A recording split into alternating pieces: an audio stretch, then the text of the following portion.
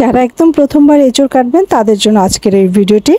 প্রথমে আমি যেটা করলাম, বটির গায়ে সরিষার তেল ভালো করে লাগিয়ে নিয়েছি, আর হাত দুটোতে একটা পলিথিনের ব্যাগ এভাবে পেঁচিয়ে নিয়েছি, মাথার দিকে একটা রাবার ব্যান্ড দিয়ে আটকে দিয়েছি। প্রথমে এঁচড়টাকে মাঝামাঝি চিড়ে নিয়েছি এবং সরাসরি পানির মধ্যে দিয়েছি, এতে করে আঠাগুলো বের হয়ে গেছে, ধুয়ে যাচ্ছে।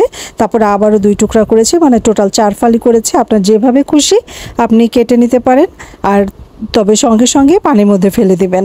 তারপরে এভাবে একটু পুরু করে ছালগুলো ফেলে দিবেন। তো অবশ্যই পানির মধ্যে ফেলবেন, এতে করে একদম আঠা থাকে না। আমার প্রথম দিকে একটু ভয় ভয় ছিল, কিন্তু খুবই ভালো লাগলো কেটে। তারপরে এইভাবে 4 ফালি করে ভিতরে যে একটু শক্ত হাতির মতো থাকে ওইটাও কিন্তু ফেলে দিবেন। অবশ্যই ওটা ফেলে দিবেন, তা না হলে কিন্তু কষকষ লাগবে, খেতেও ভালো লাগবে না। তারপরে আপনি আপনার পছন্দ মতো শেপে কেটে নেবেন।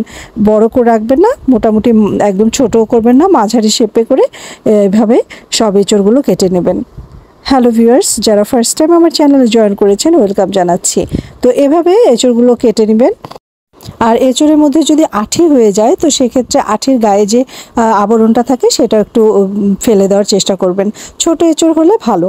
তো এবার আমি যেটা করেছি, দেখুন বটিটার গায়ে যতটুকু কষ লেগেছিল, একটা নেটের ব্যাগে একটু সরিষার তেল লাগিয়ে একটু এরকম ডলা দিলে কিন্তু একদম পরিষ্কার হয়ে যাবে।